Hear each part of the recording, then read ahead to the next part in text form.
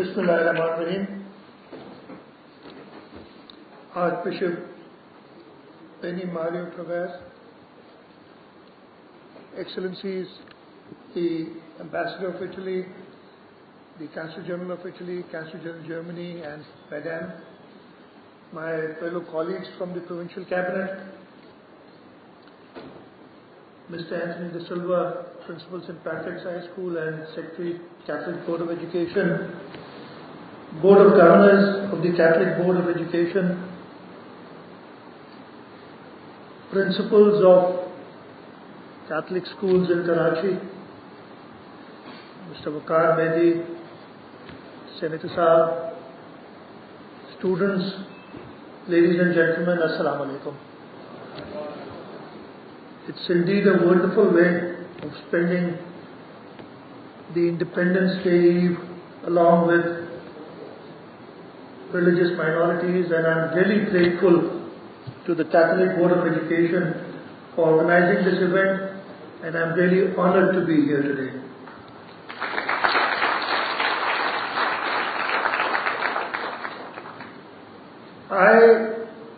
One link that you missed, I guess, I started off my education in Hyderabad at St. Bonaventure's High School.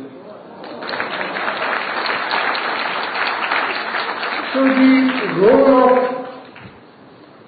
the minorities in nation building in Pakistan, there can't be a better example than me.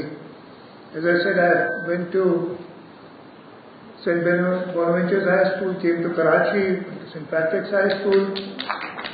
From here I went to a college sponsored by or built by a Hindu philanthropist, Dayaram Jethmal, and went to university built by a Parsi philanthropist, Nadir Shah Agency Dinsha. And this is not just my story. I was just sitting down with Principal De Silva, and we counted. There have been 6 Prime Ministers of Pakistan who've gone to Catholic school, 2 presidents, including Mr. Asif Ali Zardari. Prime Ministers, obviously you've mentioned, Sheikh Mohtarama Benazir Bhutto was one of them. The current Prime Minister of Pakistan also went to a Catholic school in Lahore.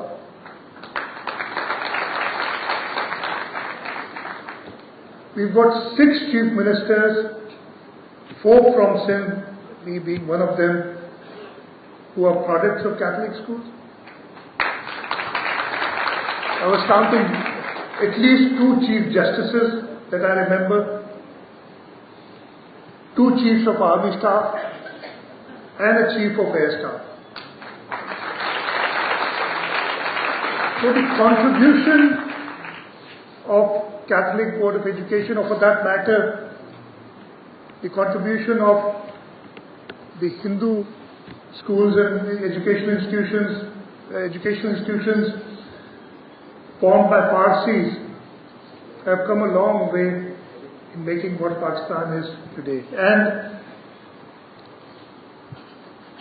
for this very reason, I'd like to give you a few quotes of Quaid-e-Azam Muhammad Ali Jinnah. And one quote I recently found out, and I actually tweeted it on the 11th of August, the Minorities Day, and I had not come across that before. I found this quote and I wanted to quote it on the Minorities Day, and I want to repeat it here today. And I quote the Quaid-e-Azam, and he said, "Pakistan, which symbolizes the aspirations of a nation that found itself in a minority in the Indian subcontinent, cannot be unmindful of the minorities within its own borders." And both my colleague Gyanchand and Sardar Shah spoke about how we value minorities in this country. And I'd also like to give one other quote from Quaid-e-Azam, which he made at a press conference in New Delhi on 14th of July 1947, before the birth of Pakistan. And he said, "Minorities, to whichever community they may belong, will be safeguarded. Their religion or faith or belief will be secure. There will be no interference of any kind with their freedom of worship.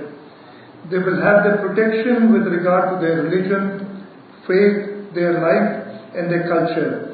They will be in all respects the citizens of Pakistan without any distinction of caste or creed." And we do value our minorities, and especially the government of Pakistan People's Party. We've had the honor, as we told you, we've had people elected, members of the assembly elected on general seats. Gyanchand Israni right here is an example. He is elected from an area where the dominant majority is Muslims, but they chose him as their representative, and he's representing their constituency here, and he's a member of the provincial cabinet. We've got a member of the National Assembly who's a Hindu, So, not only in politics, but in other areas, the minorities have contributed. May it be, as I said,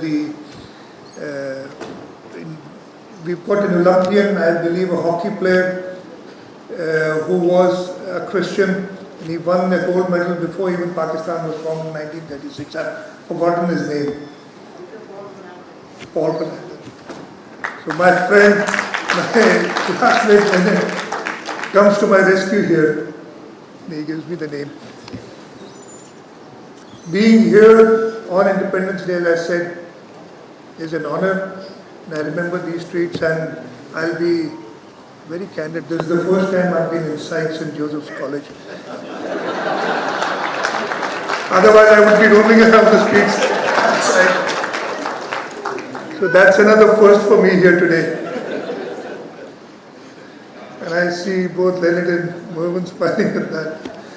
So, thank you for inviting me here today. Thank you for this wonderful evening. It's a great way to honor our country. It's a great way to remember the sacrifices of our elders when they formed this country. And it's a great way of telling our future, spending the Independence Eve in an educational institution tells our future generations of the sacrifices that our elders have made, and make them realize that this country is the future they have given. This country has given me everything. The St. Patrick's motto, if I can pronounce the Latin correctly, was "For aspera ad astra," to the stars with hardship. I've reached the stars. I'm grateful to Almighty Allah for that. The hardship has been of all my teachers who worked hard to mold me into what I am today. And I do remember all my teachers this day on Independence Day. So once again, I'm grateful for inviting me here today. I'm grateful for this wonderful evening that the Catholic Board of Education has arranged for us. I'm grateful to the Diplomatic Corps, the Consul General, the Ambassador of Italy, the Consul General of Germany for joining us here on our Independence Day. And inshallah ta'ala, we will soon see Pakistan reach 100 years in 2047. And let's work hard to make Pakistan a country to be proud of, and we are proud of our country, a country which the world will reckon, and Pakistan at 100. That is our current goal. 25 years from now, inshallah ta'ala, we'll make Pakistan a country where our future generations will be proud of living, where they'll get all the opportunities. Once again, thank you very much. Pakistan Zindabad.